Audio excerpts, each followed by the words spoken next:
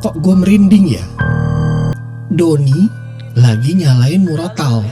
Ramdan kaget di situ. Tapi dia ngelihat tidak ada satupun kendaraan yang parkir. Ali langsung teriak, "Woi, tolong, tolong, tolong." Bapak dengar losmen itu angker, Mas. Dan paginya mereka bangun sudah ada di atas kuburan sebelah. Dia melihat ada sosok dengan rambut panjang menjuntai duduk di atas lemari dengan kaki menjulur ke bawah. Selamat datang di Cerita Mata, berbagi cerita dari yang terlihat mata. Disclaimer, saya bukan cenayang, saya bukan paranormal, saya hanya terkadang saja bisa melihat mereka. Cerita Mata kali ini adalah cerita mata kamu. Kali ini ceritanya tentang liburan dari satu komunitas atau geng motor yang rencananya mau ke Jogja. Dan pengirimnya kali ini adalah dari Mas Heru, kita sebut saja namanya Mas Heru ya, salah satu subscriber dari Cerita Mata. Terima kasih ya, Mas Heru sudah mengirimkan ceritanya yang luar biasa banget, bakal membuat kita surprise nih sama cerita-ceritanya. Jadi ceritanya sekitar tahun 2003. Saat itu Mas Heru dan komunitasnya, komunitas motornya ingin touring ke Jogja. Ini bisa dibilang bukan komunitas besar ya, tapi pertemanan mereka aja lah. Saya izin panggil Mas Heru dengan Heru aja ya. Saat itu Heru pergi berempat dengan teman-temannya yang bernama, kita sebut saja Ali, Doni, dan juga Ramdan. Tentunya nama ini semua adalah nama samaran ya, untuk menjaga privasi mereka. Mereka pergi dari kota asal mereka di Bogor saat itu. Singkat cerita, perjalanannya cukup lancar lah, dan sampailah mereka ke Jogja. Dan mereka sampai di Jogja itu sudah tengah malam, mungkin sekitar jam 12-an malam saat itu. Dan di tahun 2003 itu, saat itu penginapan di Jogja masih banyak yang berupa losmen ya, yang harganya juga sangat terjangkau lah. Kalau sekarang kan udah banyak sekali hotel-hotel yang bagus-bagus ya. Karena saat itu mereka sudah lelah banget, udah ngantuk banget. Jadi akhirnya mereka menemukan satu losmen lah dengan budget yang sesuai dengan kantongnya mereka. Tapi karena mereka sampainya sudah terlalu malam, jadi losmen itu memang terlihat sepi banget. Bahkan gak ada resepsionis ya, yang ada cuma satpam. Jadi mereka langsung izin sama satpamnya untuk sewa satu kamar untuk mereka rame-rame nih tidur di situ. Dan saat itu bukan musim liburan ya, jadi suasana di Jogja juga gak terlalu ramai lah.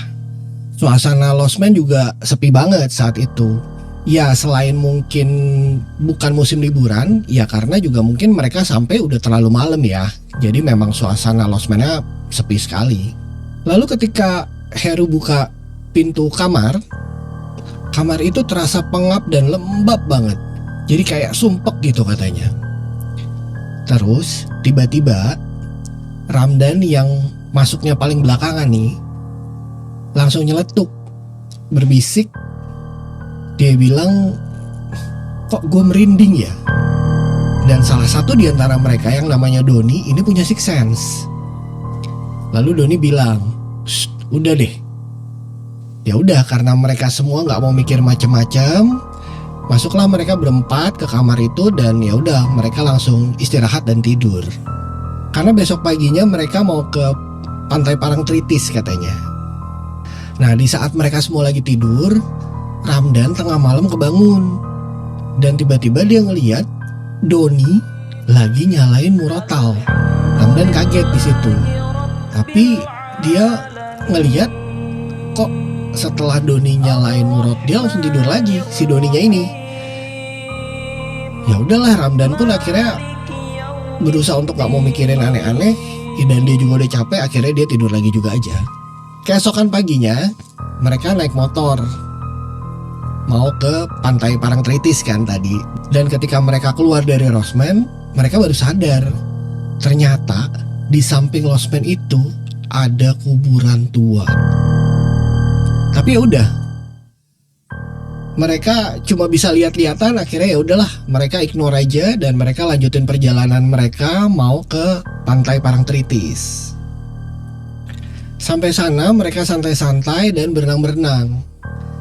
Menjelang sore baru mereka mau foto-foto. Saat itu mereka pakai kamera zaman dulu tuh, yang dulu tuh disebutnya Tustel ya, punyanya si Ali.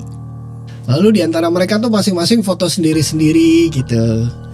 Lalu ada juga momen mereka foto berempat. Tapi pas giliran Doni yang mau foto teman-temannya nih, mau foto mereka bertiga nih, temannya yang lain, di lensa kecil kamera atau Tustel itu kan ada viewfindernya gitu ya buat ngeliat gitu.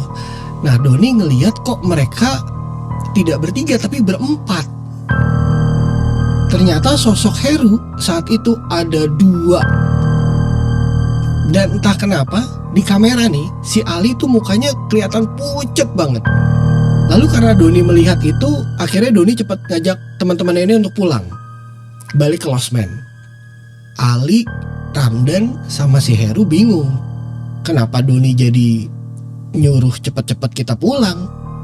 Tapi ya udahlah, karena udah sore juga, mereka ya udah putusin buat nurut aja sama Doni dan pulang ke Losmen. Dan sampai mereka di Losmen, saat itu kan belum terlalu malam ya. Mereka lihat tidak ada satupun kendaraan yang parkir. Jadi cuma mereka ternyata yang nginap di Losmen itu. Malamnya menjelang tidur, Heru tiba-tiba ngeluh gak enak badan. Lalu Doni langsung suruh minum obat sambil ngasih air yang udah dibacain doa sama Doni. Di situ Ali bingung, kok tumben pakai bacain doa-doa segala Don, katanya gitu. Doni pun menjawab, udah gak apa-apa, minum aja Her. Heru nurut, langsung minum air dan juga minum obatnya. Lalu pas mereka semua udah tidur nih, kali ini Ali yang kebangun karena tiba-tiba dia sesek seperti mimpi ketindihan. Ali langsung teriak, "Woi, tolong, tolong, tolong," sambil susah payah bangun dari tidurnya. Ramdan yang tidur di sebelahnya langsung kebangun dan langsung bangunin Doni dengan panik. Langsunglah si Doni ngasih air ke Ali nih, ngasih air putih ke Ali yang dibacain doa lagi. Dan karena kejadian itu akhirnya si Doni malam itu nyalain Murota lagi. Lalu keesokan harinya mereka check out dari Losmen. Dan kembali mereka lihat tidak ada resepsionis di hotel itu. Akhirnya ya udah, mereka kasih kuncinya ke satpam.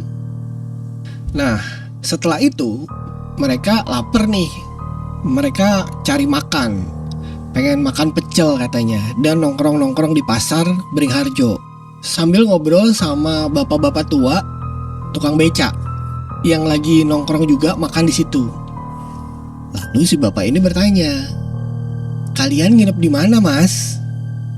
Lalu Heru menjawab, "Di Losmen Bunga, Pak." Sentak bapak itu kaget. "Hah? Kalian baik-baik aja selama di sana?" Heru dan teman-temannya juga langsung kebingungan.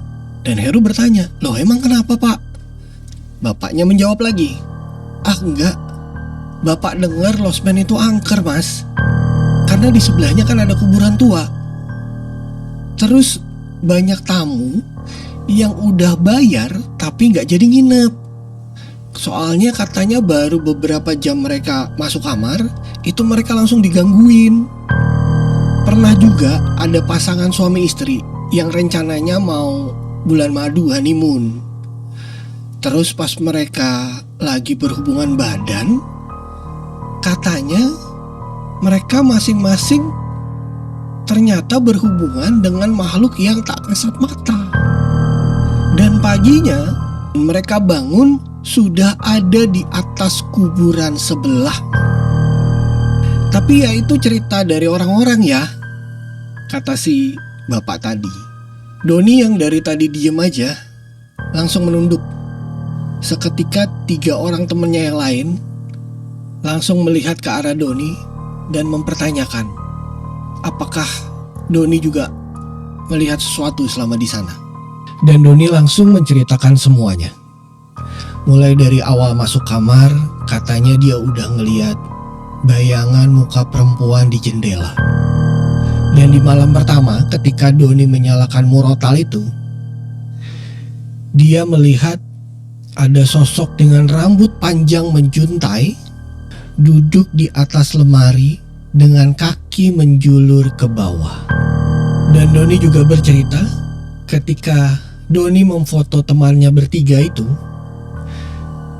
yang pada saat itu ada di pantai, Doni melihat sosok Heru ada dua. Dan dia melihat Ali mukanya pucat sekali. Dan ternyata diikuti oleh sosok makhluk yang seram sekali. Dan malam hari ketika Ali ketindihan, Doni melihat ada sosok Genderuwo di atasnya Ali. Langsung kaget lah si Ali, Heru, dan Ramdan mendengar semua cerita itu. Mereka langsung terdiam 1000 bahasa saat itu. Lalu si bapak becak langsung memecah keheningan dengan bilang, "Kalian hati-hati ya, kalian semua ini naik motor kan? Usahakan selalu salam, permisi, dan berdoa sepanjang jalan. Jangan bengong ya, bahaya." Dan singkat cerita, mereka kembali pulang ke Bogor dengan selamat. Heru bercerita, besoknya Ali mencuci atau mencetak hasil dari film kamera yang dia punya. Dan beberapa hari kemudian hasilnya sudah selesai. Dan Ali sangat terkejut katanya, karena di salah satu foto-foto mereka bertiga ada satu sosok blur di samping Heru. Lalu foto Ali sendirian juga aneh, karena itu bukan seperti Ali, karena mukanya sangat pucat. Dan semua hasil foto tersebut sama persis dengan yang diceritakan oleh Doni. Dan buru-buru Ali menghubungi Ramdan dan Heru. Dan mereka berkumpul semua di rumahnya Doni. Ali menunjukkan semua hasil foto yang sudah dicetak. Dan Doni langsung bilang, "Udah gak apa-apa Ali, Heru, Ramdan. Memang betul, Ali sempat diikuti makhluk itu. Tapi sekarang makhluk itu sudah pergi kok." Doni juga mengingatkan, "Kita berempat harus sholat terus ya, sambil banyak zikir." Dan hasil foto yang ada sosok yang blur, lalu beberapa foto yang memang kurang bagus, dan juga foto Ali yang pucat, itu dibakar saja. Kita sisain yang bagus-bagusnya aja. Begitu kata Doni. Masih teringat banget di benaknya mereka dengan sangat jelas kejadian-kejadian seram saat itu. Jadi sampai sekarang mereka berempat pun masih trauma, tapi juga masih suka touring bareng. Tapi karena kesibukan mereka dan rasa trauma mereka yang cukup berkesan, mereka akhirnya tidak lagi berani untuk touring ke tempat yang terlalu jauh. Jadi mereka touring yang dekat-dekat saja katanya. Pesan moral dari cerita kali ini adalah jangan lupa untuk selalu berdoa ketika kita ingin berpergian kemanapun itu, agar kita selalu terlindungi dari hal-hal yang kita tidak pernah tahu, atau hal-hal buruk yang bisa kapan saja terjadi. Demikian cerita mata kali ini. Sampai jumpa di cerita mata berikutnya.